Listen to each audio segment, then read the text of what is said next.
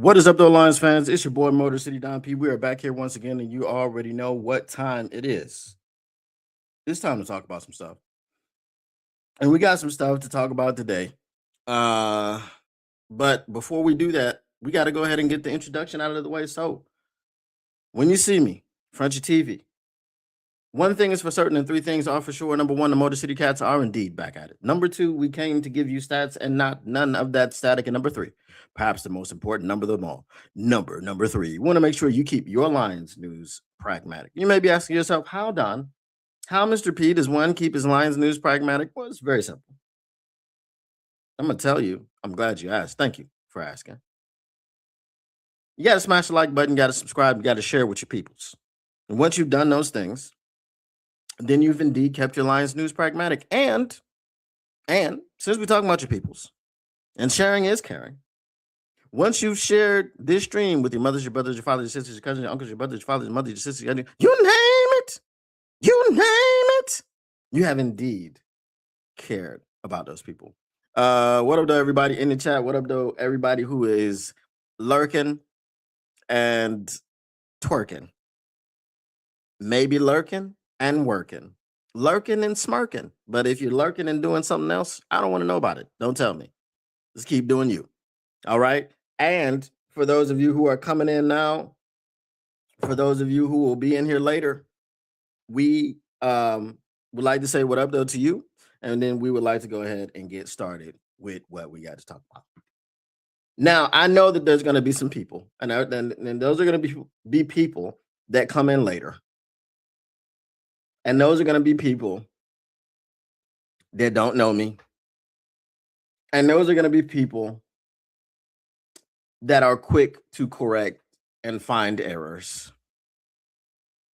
And they want to be like, you didn't know that? You're dumb. You're dumb. Okay, those people, this is a disclaimer for you. And any of those people that come into the chat today, I want you all to tell them, just go back to the beginning of the video and watch the first few minutes, and you will feel like a damn fool. What up, though, everybody? I know this man's name is not Petskins. This is why I hyphenated it, and this is why I put it in quotations. I just want to put this disclaimer out there. I know this man's name is not Petskins. It's not.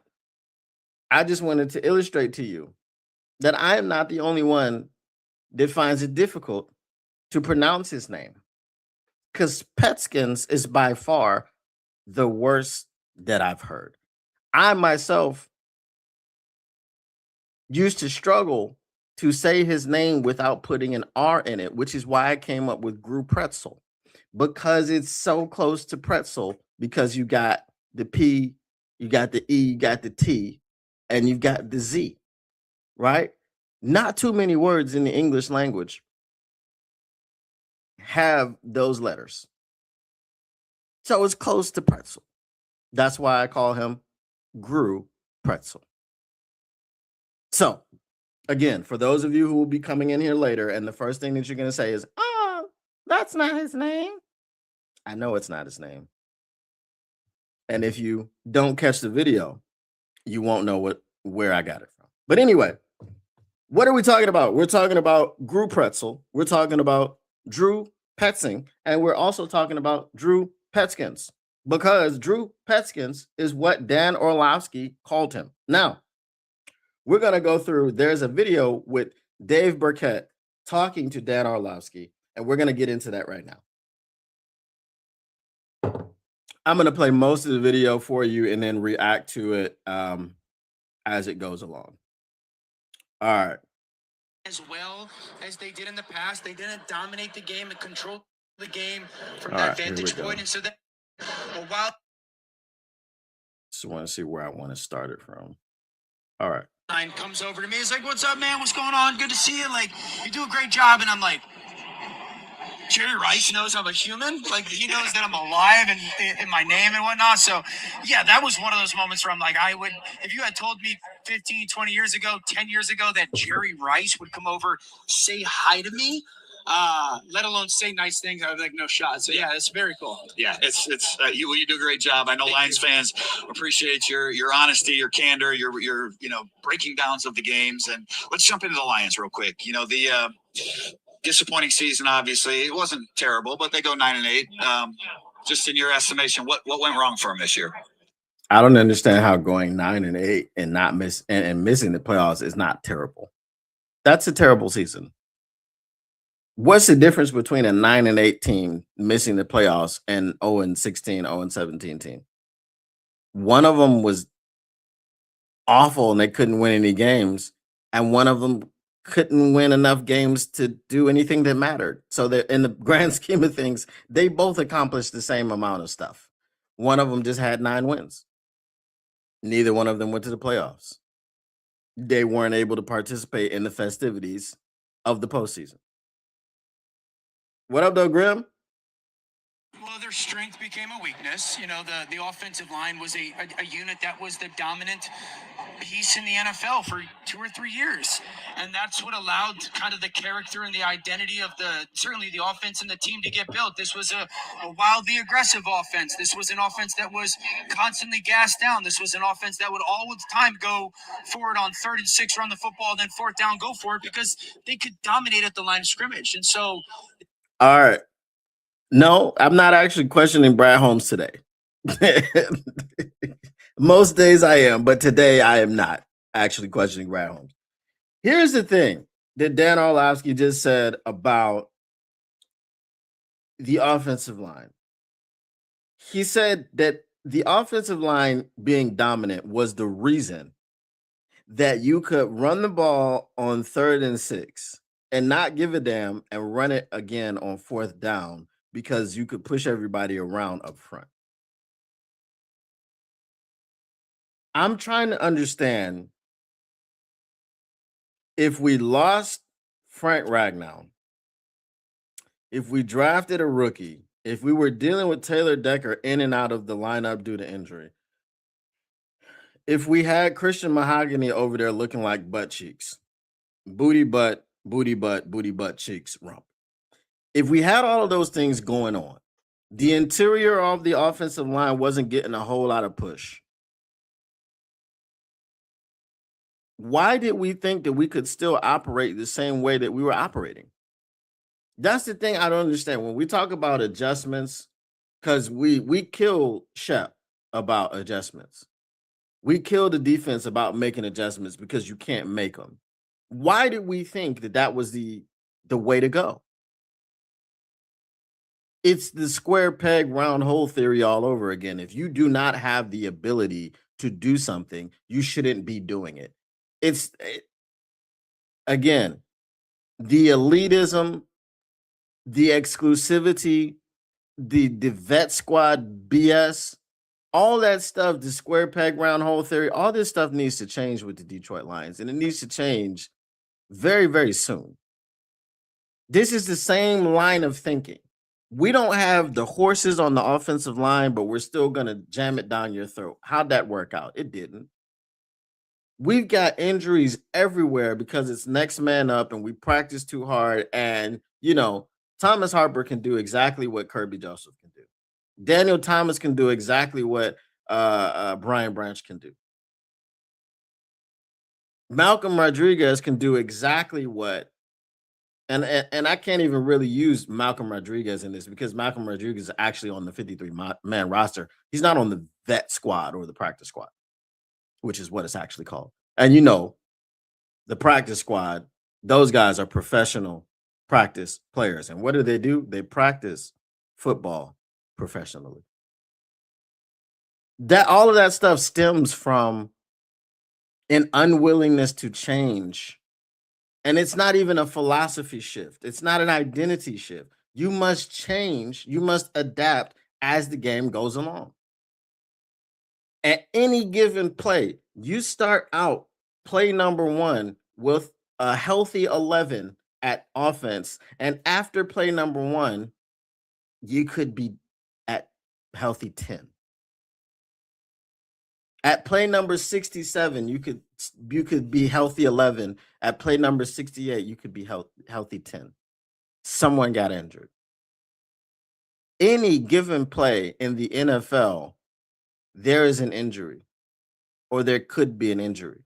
You must be able to adapt on the fly and stop thinking that you can just keep doing the same crap over and over and over again. Hope you had a good day, brother. After that loss to the Wizards yesterday, I got to take a break from the Pistons today. Not gonna lie. I didn't watch it. Boondocks reference. I do make a lot of Boondocks references. Does Detroit sports team have cheap GMs or a cheap owner problem? I think I'm gonna say it's the owners. And the reason that I would say that is because if I'm a GM, I'm trying to spend all your money. And the reason I'm trying to spend all your money is because I'm kind of trying to keep my job. And the only way that I can keep my job is to win.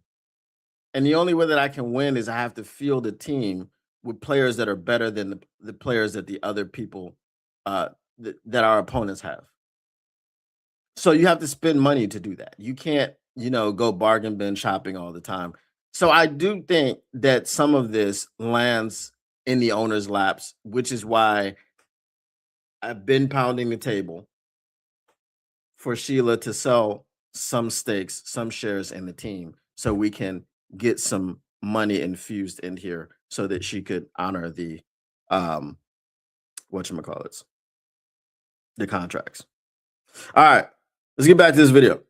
That led to so many different tentacles attached to it that bred success. The offensive line it became a weakness. They didn't protect nearly as much and as well as they did in the past. They didn't dominate the game and control the game from that vantage point. And so then, it's when the offensive line dominates, everybody else, not just the quarterback, everybody else, his job is easier and they play to a level that is above who they actually are. When the offensive line is a weakness, everybody else's job is harder and they play to a level lower than they actually are, not just the quarterback. And so there's that would probably be the number one starting point. Obviously losing Ben was a massive schematical loss.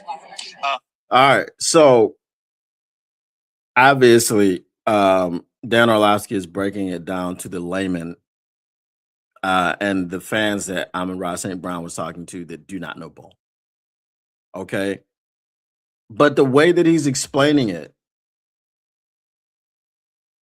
if you weren't already asking about the coaching staff knowing these things, you have to be questioning now. Well, if it's that simple, because it is that simple, then why did Johnny Moe and in instances Dan Campbell just keep trying to run the ball directly up the middle? Our dynamic superstar running back, who people will tell you is the best running back in the league, who people will try to compare to Barry Sanders. I hate when they do that. Jahmyr Gibbs had a total, the 3 games before the Chicago game, he had a total of 68 yards from scrimmage. 68. That's what 68. Something you were doing wasn't working. And you kept trying to do it. You kept trying to force the issue of Gibbs up the middle. I don't know what it is. Grim asked me the question about the GMs in the town. Is it the GMs or is it the owners? What is it with the Lions offensive coordinators that take their Ferrari, Javid Best, Reggie Bush,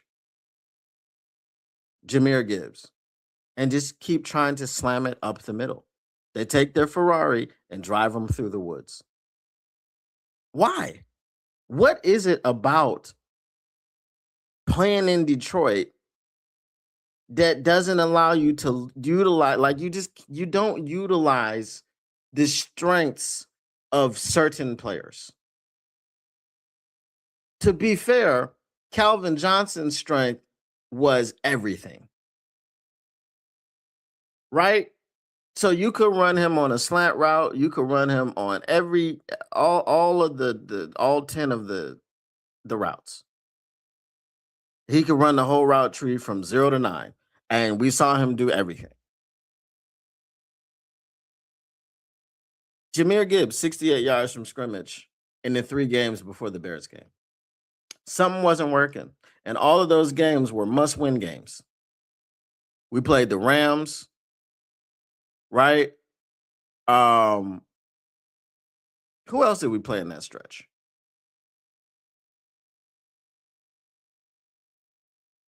I don't even remember. It was a long season. Okay?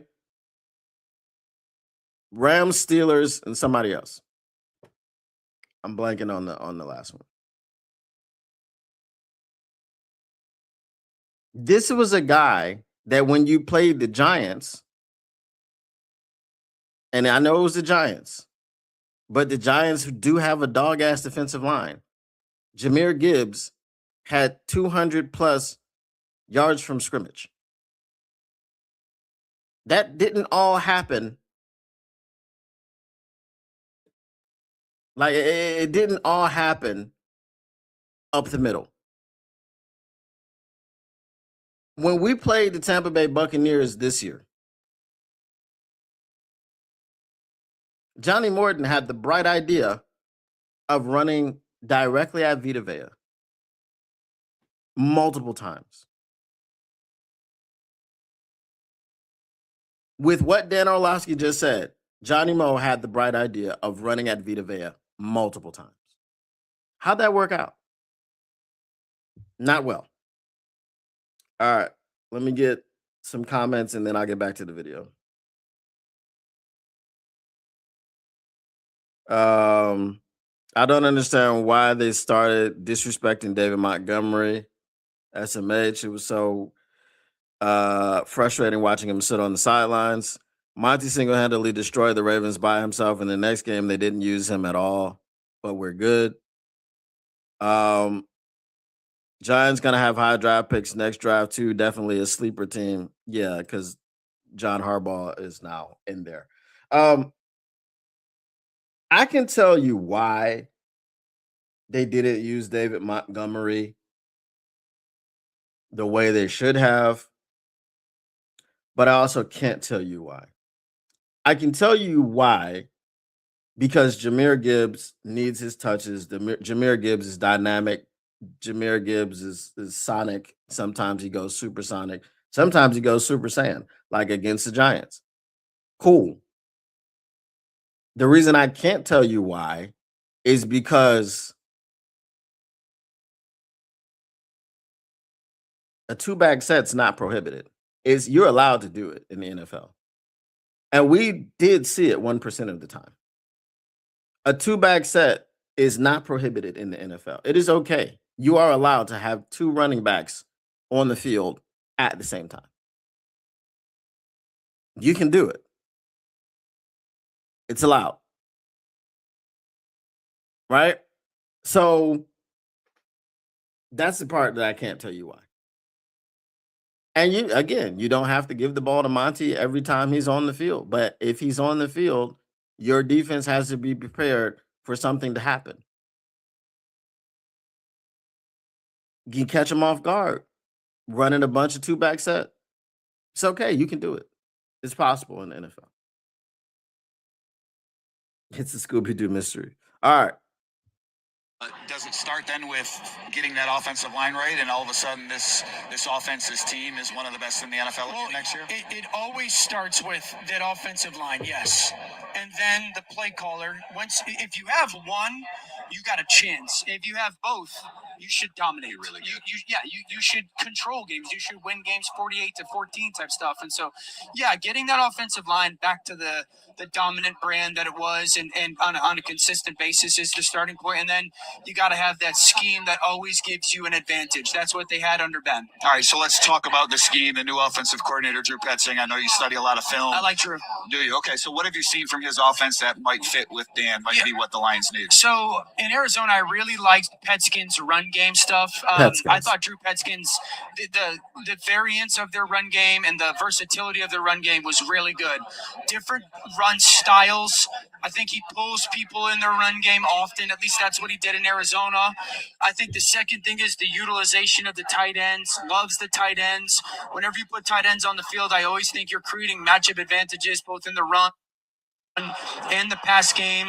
2-3 guys on the field in that role at a different perspective. The play action game, it often is married to what the run looks like. You guys in Detroit, remember, I wouldn't say Detroit had a play action pass game. I'd always say it has a run action pass game because it always looked the same. And so that's what Drew likes. So those are the good. I want to be. All right. So those are the good things that he said. Okay. The one thing that I do hope,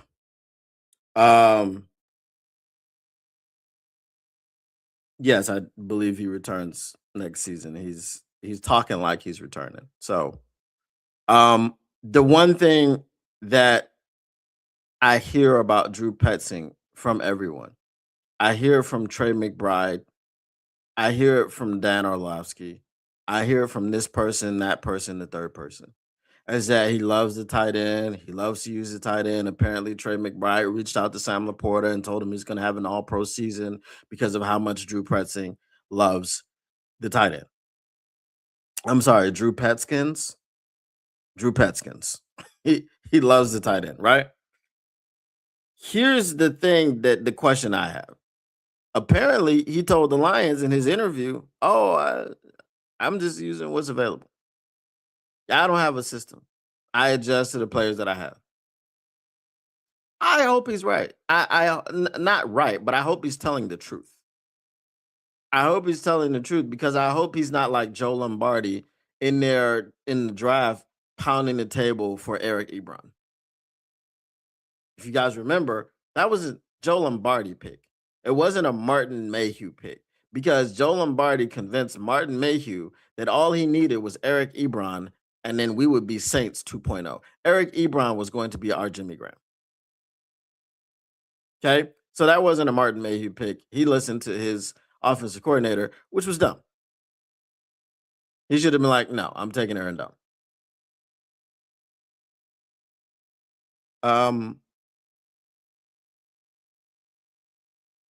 So that's the one thing that I'm weary about because everybody else and their mother is talking about Petskins and the tight ends. But Petskins himself said, I think Petskins is I'm running with it. Petskins himself has said that it is not all about the tight end and whatever weapons that he has, he will use them effectively.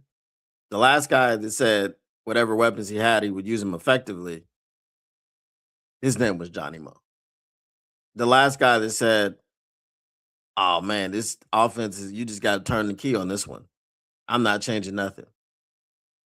Pretty much tried to change everything. So we'll see what he has to say.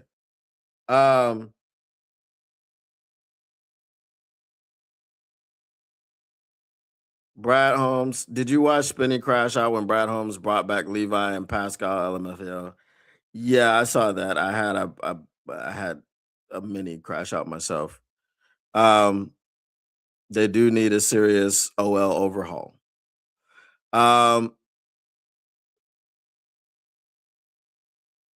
That is true. Petskins is what Orlovsky just called him. All right. So now Orlovsky is going to point out the bad. He just did the good. Now he's going to do the bad. Candid and honest, though, I do think that there were parts in their pass game that lacked in Arizona. The pass game concepts. I do think that it's important for somebody in Detroit in the building to be really good with, hey, what pass game concepts do we like in the drop back game and in the play action game? The concepts rather than just the run action.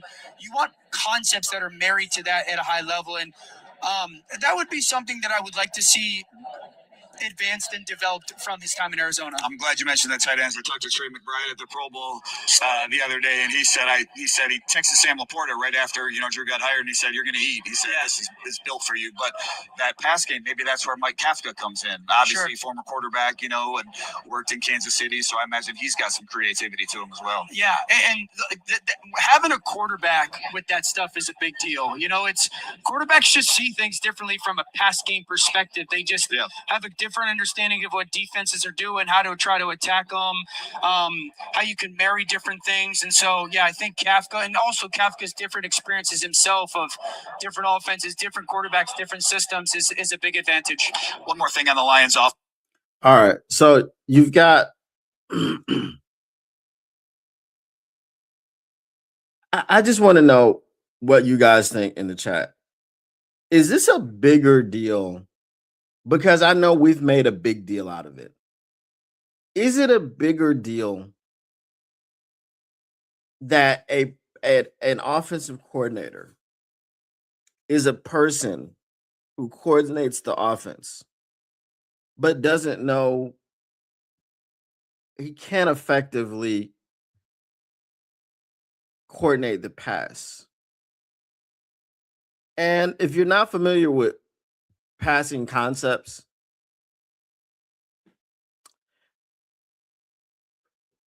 you know who is terrible at passing concepts? Johnny Mo. Johnny Mo was awful at passing concepts because he couldn't figure out how far J-Mo had to run down the field before you could throw him the football. And it seemed as though every play had J-Mo running far down the field in hopes of getting the football. The concepts are how you put the routes together, right? You do have a situation where you have everybody running to go, but it's more so layering the routes. A good passing concept for every pass play has the short, the intermediate, and the deep covered. Johnny Mo was not good at that, right? Johnny Mo would just run clear out routes with Jameson Williams. There weren't too many slants. There weren't too many comebacks. Nothing for him to get the ball underneath and to really do something with it. So this was a big problem with Johnny Mo. So when you're talking about Kafka coming here and being a high, what do they call him? A high-end assistant, offensive assistant, whatever, a high-ranking assistant. I don't know. They made up a term. It's going to be his job to take what Drew Pretzel or Drew Petskins does in the running game and say, okay, let me put these passing concepts and these route concepts on top of it.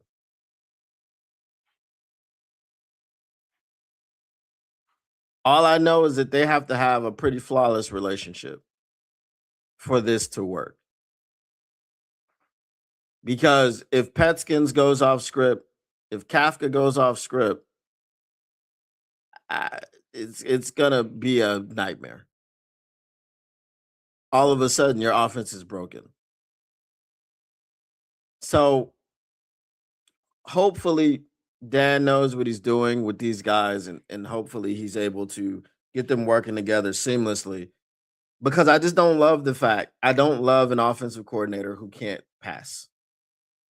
Like, you can run really well, but you can't pass. It's like a quarterback. Nobody wants a quarterback who can't throw the ball. Like, oh, yeah, you can run. That's why a lot of athletic quarterbacks from college come to the NFL and become wide receivers.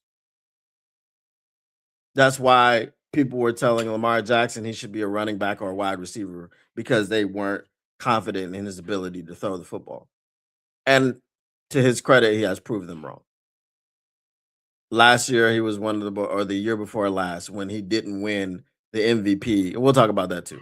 When he didn't win the MVP and Josh Allen did, he was leading the league in like passing efficiency and accuracy and stuff like that. So it's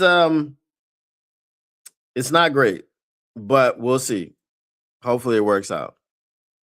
It's like another experiment. It could be. To be honest, they're having a hard time replacing Ben Johnson. And that's what I had so much fun watching Ben Johnson plays when he was here. Okay, his name is Osama Ben Johnson. Get it right. Okay. You just had me not use the Osama 2 times. To be honest, they're having a hard time replacing him, which is why they need to go with another philosophy. And apparently that's what they're doing with this situation. The thing that I do like about what I've heard, and this is what I've heard, that the reins of the offense have been handed over to Gru Pretzel and Mike Kafka.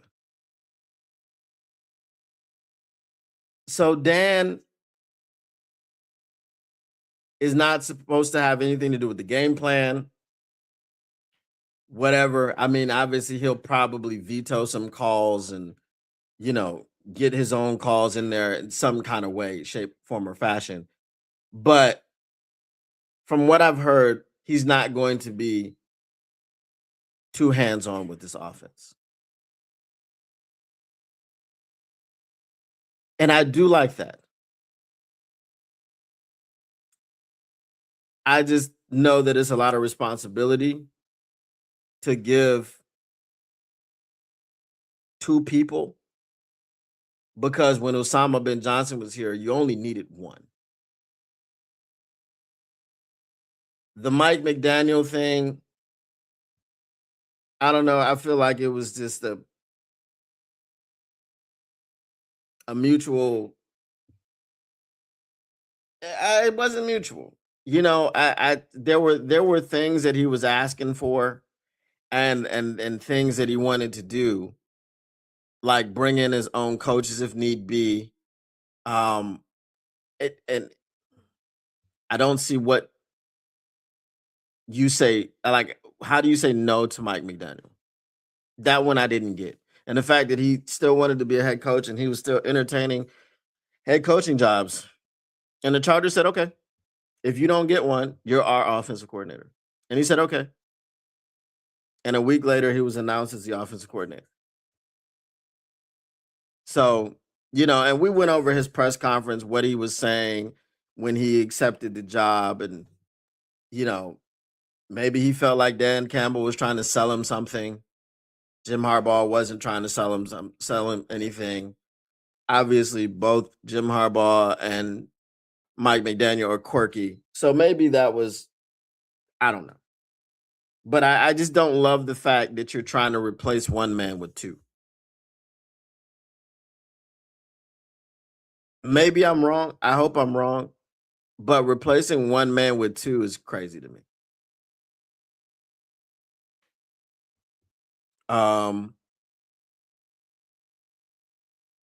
Just coming in here with someone, I understand it's flexible, it's malleable. But then you're telling me that this guy doesn't really know how to pass. So you're asking him to design the offense, and I guess Mike Kafka is going to be heavily involved in the offensive design so he can come in and marry the passing concepts with the running concepts, and then that's going to give us a comprehensive playbook. So Gru Pretzel's not going to have to worry about what the pass game does when he calls a play, right? Because he knows what he wants the run to look like and the run action and all that. But calling a play, the passing concepts are already going to be done for you. I don't know, bro.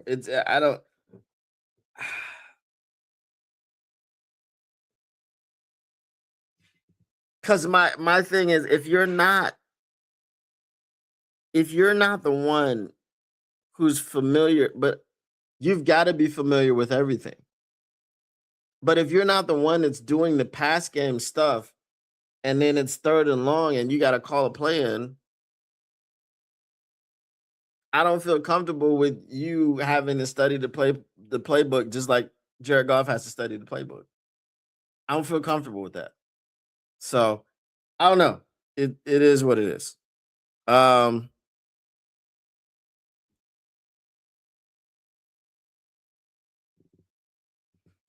is very crazy. Group Pretzel, yes, that's my personal name for him. The offense is about to be despicable, just like Despicable Me. I got you. It's frustrating. They missed the playoffs. Then St. Brown said we don't know ball. He blew me after he said that. Not gonna lie. I feel you. Why do the Lions keep insulting their fans when they are regressing and we are concerned? I don't get it. Can you explain it to me, bro? I would have to be able to think that way, and I'm not able to think that way. So I can't explain it to you. All right, let's get the last bit about the Lions. Sort of admitted after the season they may entertain some trade offers. If Different offenses, different quarterbacks, different systems is a big advantage. One more thing on the Lions offense, David Montgomery was a little unhappy with his role. Brad Holmes sort of admitted after the season they may entertain some trade offers.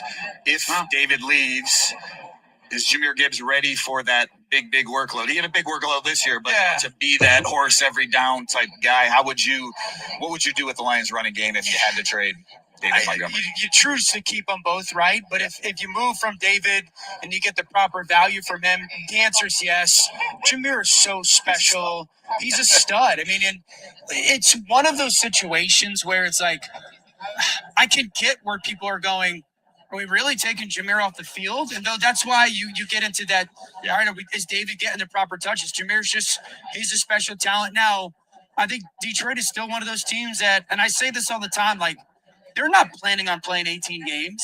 They want to play 21, and so that's a big burden to ask on a back, right?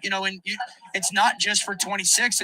You want Jahmyr to be a focal point for 5+ years. And so that's something that you got to be conscious of is like the wear and tear, not over the course of just that season, but also the 4 or 5 year stretch of a career. Absolutely. And they're going to pay him this year. So that factors into it. They want him around. One last offensive coordinator question. I'd be remiss if I didn't ask you this.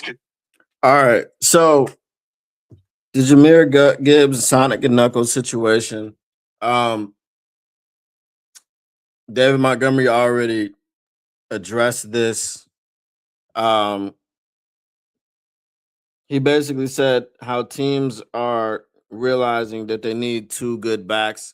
He said Jahmyr Gibbs is one of, if not the best backs in the league, and he said he feels that he's a damn good back as well.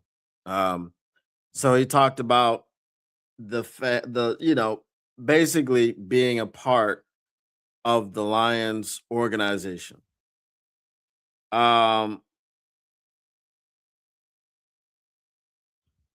Now,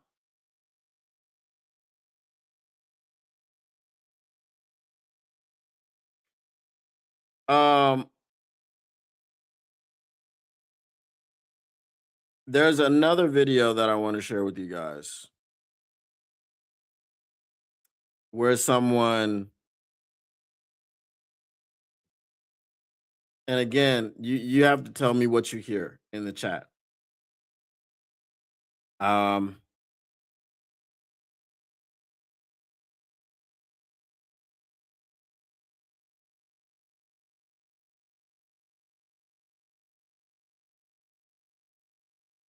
All right. Let me see what you're saying first.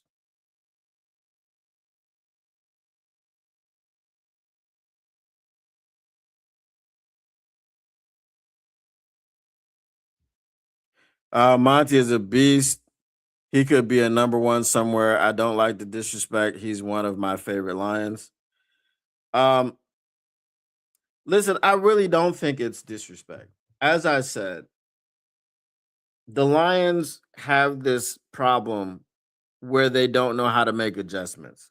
When you looked at Dan Campbell before Johnny Moe was stripped of his duties, Dan Campbell said things like, I would like to see David Montgomery get the ball more.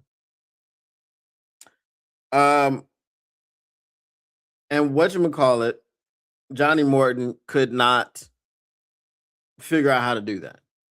And then when Dan Campbell got in, Dan Campbell, because Johnny Moe also couldn't figure out how to use J-Mo. When Dan Campbell got in, J-Mo went crazy, and that's why he went over 1,000 yards again this season after not being used for the first 9 weeks. Cool. Why couldn't you figure out the same for David Montgomery? That's just the thing I don't like. So they just had a problem with adjustments. They had a problem with understanding when and how to get Montgomery in the game. Oh, we wanted it's not a disrespect thing, man. We just wanted to get, we wanted to get David in there more, but there just wasn't any room for it. And meanwhile, Jahmyr Gibbs is averaging 1.2 yards per carry because you keep forcing him up the middle. So I don't understand where the disconnect is between what they say and what they do. If you want to see David Montgomery get more carries, give him more carries. It's not like it's out of your hands. Get him more carries.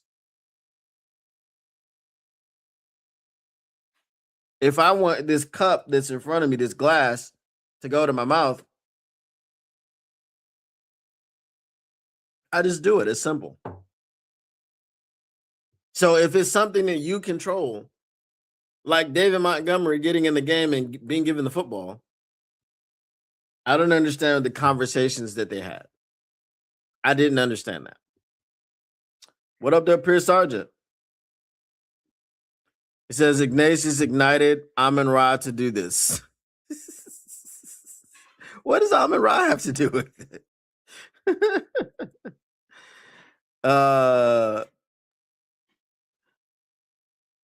Right. Exactly. Just do it. Like Nike. All right. There's another person that had something to say. Now, when I heard this, it got misconstrued as something else. But let me find exactly where it starts.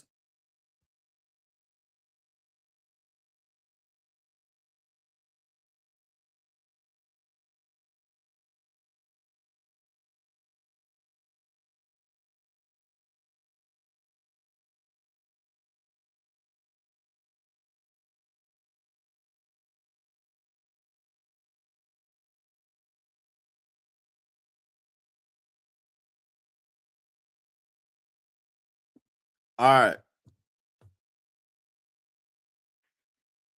Oh, okay. About Amon-Ra. Okay. All right. Now, here's the thing that I want you guys to react in the chat before I say anything. I want you to tell me what you heard. Let's get it.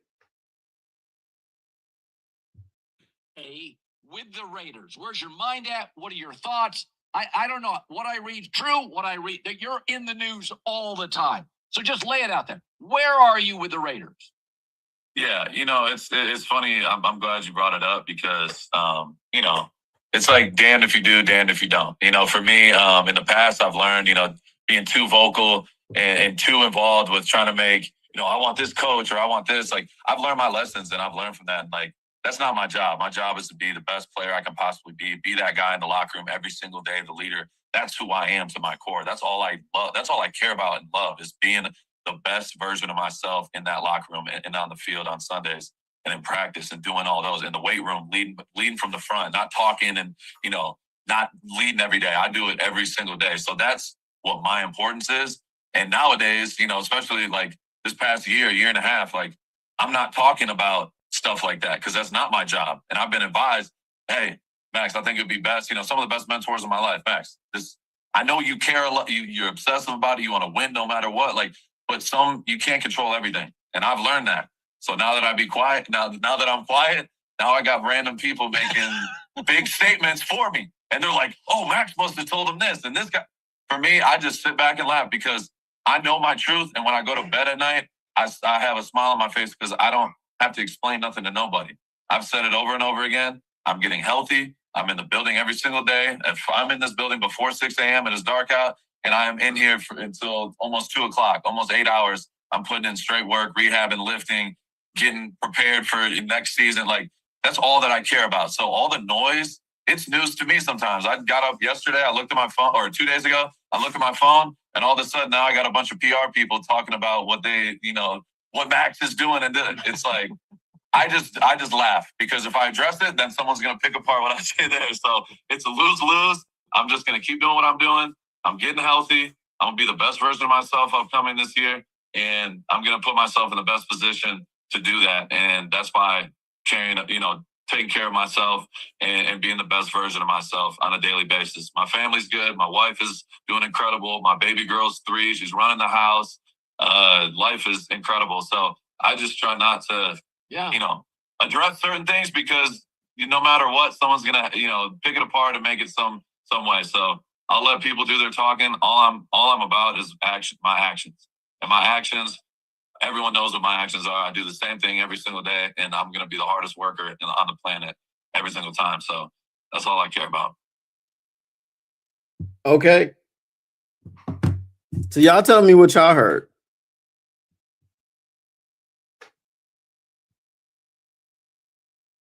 Y'all tell me what y'all heard.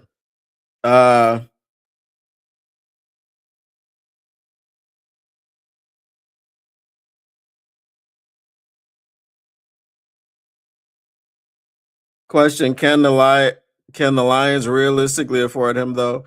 Very realistically. I did a whole show about it yesterday. You should have came through. If you didn't see it, you could watch it on replay. Do you sacrifice Linderbaum? Were you ever going to get him? Were you ever going to swing for the fences and pay the man the money? And again, you're not actually sacrificing Linderbaum. I got Max Crosby's cap hit for year 1 down to $6.8 million.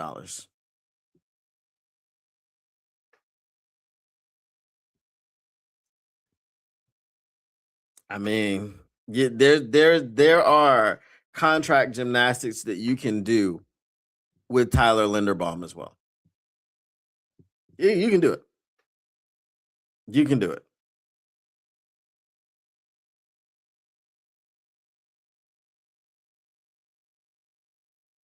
You hear discontent, doesn't sound happy, sounds like he's tired of losing.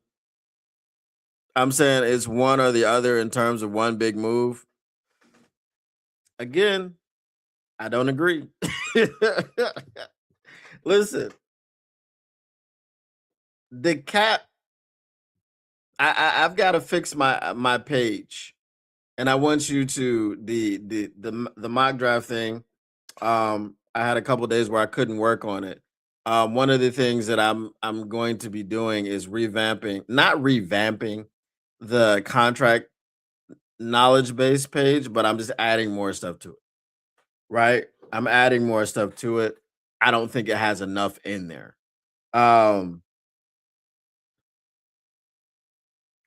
If you are, if you've said, okay, we're gonna get Linderbaum in here to fix the offensive line, we're gonna get Max Crosby in here to fix the defensive line. Max Crosby's cap hit next season is $35 million. If the Raiders trade him to the Lions, then they eat $5 million in dead cap. So that means that his cap hit with us will be $30 million. You immediately restructure Max Crosby. You add void years to his contract because he wants to be here. And then you get him down to about $7 million as a cap hit. That's what he counts against the cap.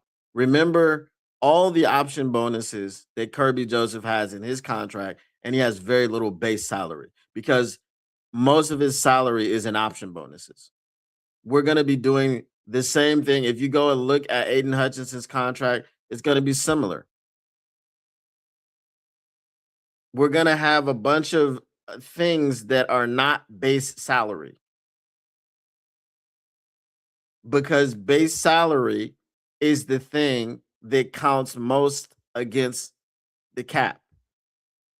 That's why you can put incentives in there. That's why you can put option bonuses. You can put all these different bonuses and clauses and things of this nature into NFL contracts, which keep the cap hit down. Now, what you are doing when you do that is you are kicking the can down the road. Okay, you are kicking the can down the road. But if you've got a dominant offensive line and a dominant defensive line in Detroit, you only need that to happen for 1 year to get a Super Bowl. I don't care if you missed the playoffs for 3 straight years because you're dealing with a bad cap situation after you've won a Super Bowl. Because going through the draft, you're not going to get a Tyler Linderbaum and you're not going to get a Max Crosby. So, yeah. I'm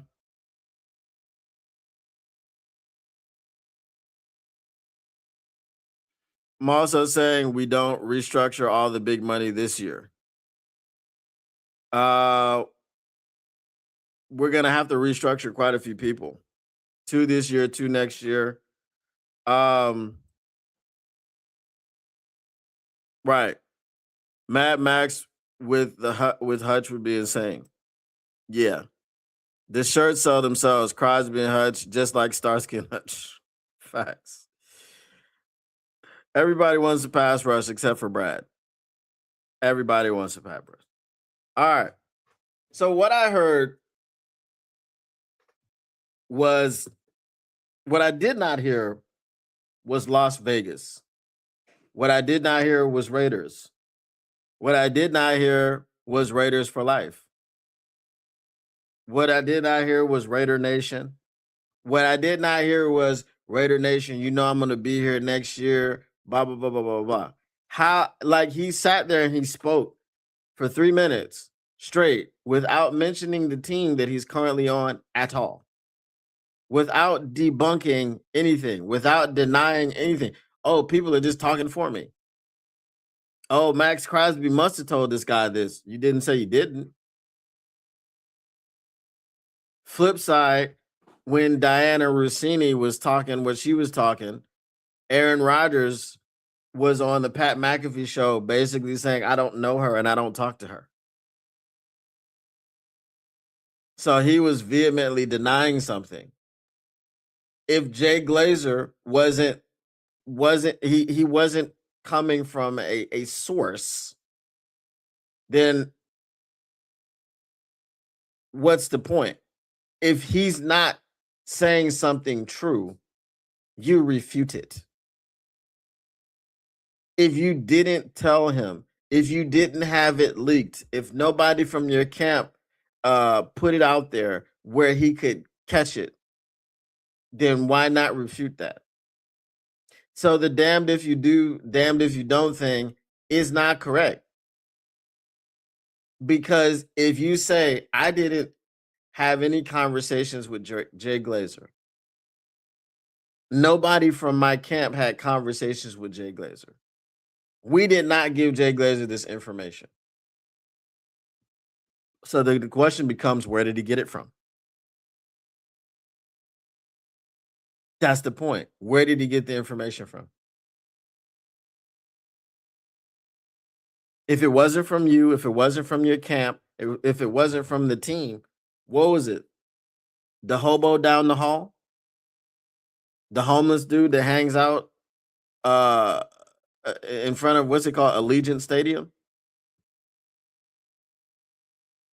He went to a casino in Las Vegas and got the information from a blackjack dealer.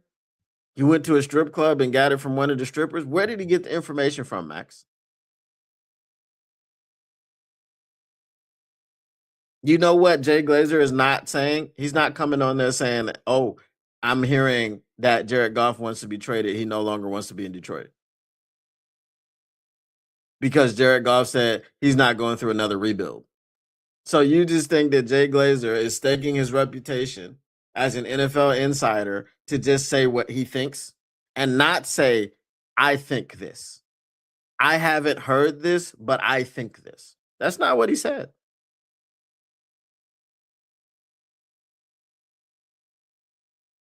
So what I heard was no mention of his current team, no mention of his current city, no plea to the fans, no letting the fans know that they don't have anything to worry about. He fully intends to be there next year. And that's not really being loud or being vocal. It's not, you're not talking about a coach. You are saying, "I, Max Crosby, intend on being in Las Vegas next season." That's it. That kills all the speculation. But you didn't say that. So, as the weatherman said, I don't believe you.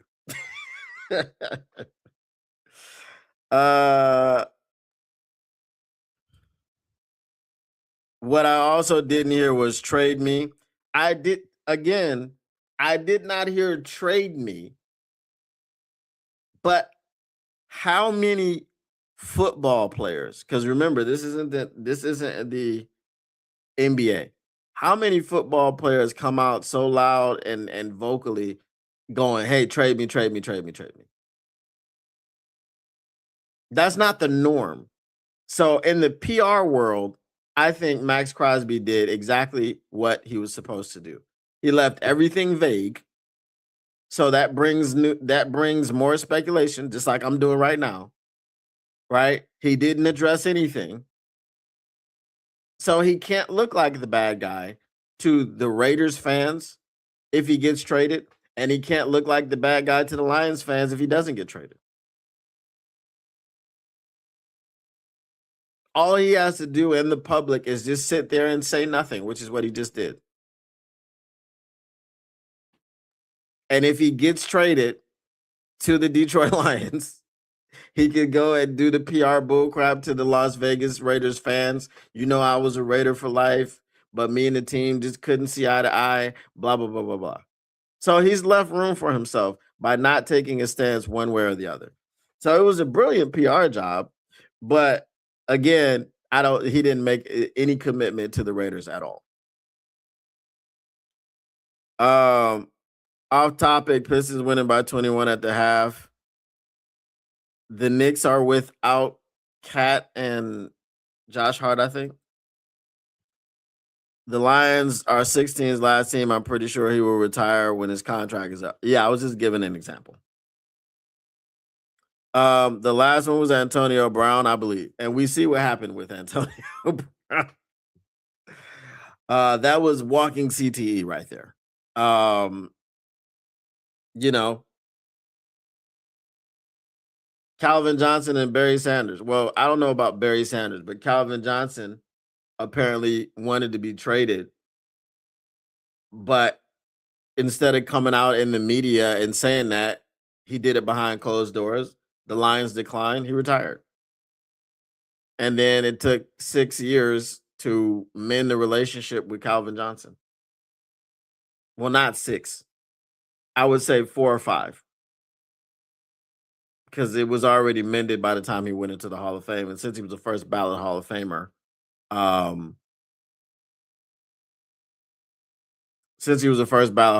that was 5 years. So I would say 4 years. Hutch from Michigan, Mash from Michigan, come home. Yeah. So AJ Brown is not publicly requesting a trade. All right. So you know what it is. Mailbag. What you gonna do? What you gonna do when they reading you? Snicks. Mailbag. Get your mailbag questions in. Get them in. Bask in it. All right, I'll take a few and then skedaddle.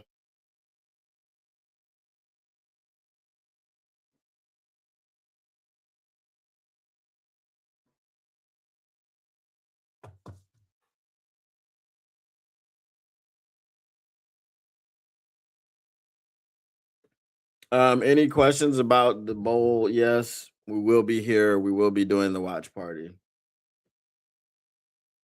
Go Pats, go. Mailbag, Don, be pragmatic. Does Ignatius make any of these moves? If I'm being pragmatic, no. If I'm being pragmatic, no. But what I'm being is hopeful. And the hope is that he's learned some sort of lesson. I mean, tricking away all these third round picks, acting like they're just they don't matter.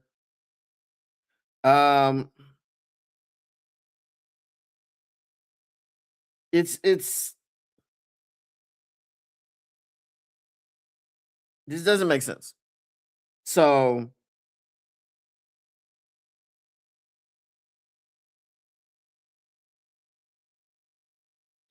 yeah, you got to learn something, bro. You got to learn something different. It looked to me in his end of the year press conference like he got some news. He was a lot more humble. He was a lot more contrite. He didn't have any receipts to keep because he's done nothing. And it could just have been him reflecting on, I haven't done anything, and this team failed even to get to the playoffs this year. So now I'm going to come in front of the media and I'm going to get my hat handed to me. So I should come with it in my hands already. You know what I mean? Or maybe he got some news from Sheila.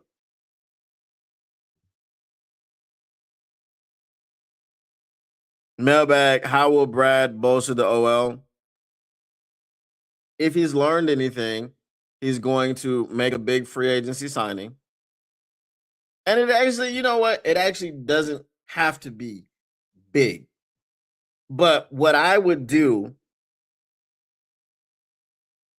if you're going with the more bargain friendly situation, I would sign a center and a guard. Because I mean, if you get Linderbaum, then you could put Mahogany back in there because Mahogany looked good when Ragnar was there. So maybe he just needs an above average or even an all pro center to look like he's competent at playing guard. So if you get Linderbaum in there, you can then, I guess, roll the dice with Miles Frazier or whatchamacallit, or Christian Mahogany. And the reason that I'm focusing on that is because in the draft, you may need to draft a tackle round one, because by then you'll know what Taylor Decker's going to do. You know, and you're going to need some safety help because neither one of our safeties are a lock for week one. Brian Branch is assuredly not a lock for week one, and we don't know what's happening with Kirby. So you're gonna need to go heavy free agency. I don't know how many trades you pull off with not having third round picks. So I would say free agency and trades to bolster the offensive line, and then not give up too much as far as draft capital, so that you can go in the first 2 rounds and actually use those picks and get someone to help you. Which is why if you got Max Crosby for a first round pick and a Brian Branch, or a first and a second, or a first and a 2 firsts, I'd be all for that. 6th round, is that good enough? 6th round? I don't know. 6th round. I don't know. Has anybody seen that guy on the field? I'm asking for a friend. Mailbag, what will Brad do to fix the tight end situation since Laporta and Brock are injured? I think they'll both be ready for the start of the season. So I don't think it's anything that needs to be quote unquote fixed. The Brock Wright situation might be a little bit more dire because it was a neck injury. But again, free agency, bro. We have to spend money. Call me jaded, but I'm skeptical. Hi, jaded. Are you jaded or skeptical? Which one? You're both. Is it a green screen? I don't know. 6th round. I don't know. 6th round. I don't know. Yes, it is. All right, y'all. Appreciate you coming by, stopping through, hanging out, drinking conversation, and all that jazz. If you have not checked out the mock drafter, please go to if you haven't checked out the mock machine, please go to themockmachine.com. We're still taking suggestions for practical features. Still working out some kinks and some bugs. So make sure you grab a friend and do some mock drafting this weekend. Do some general manager stuff this weekend. Get your cap situation right, sign free agents, so on and so forth, and the like. Then go into the draft, and build the roster the way that you want to build it. Make sure you do that. Again, we will be here for the bowl. Go Pats, go. That's what we're doing. So once again, the Motor City Cats are indeed back at it. We came to give you stats, none of that static. Whatever you do, make sure you keep your Lions news pragmatic. And we are out after I read these two. You have a good night as well. You get Max and Baum and Decker will stay. Probably. Chip Bradshaw, probably. All right. We're out. Peace.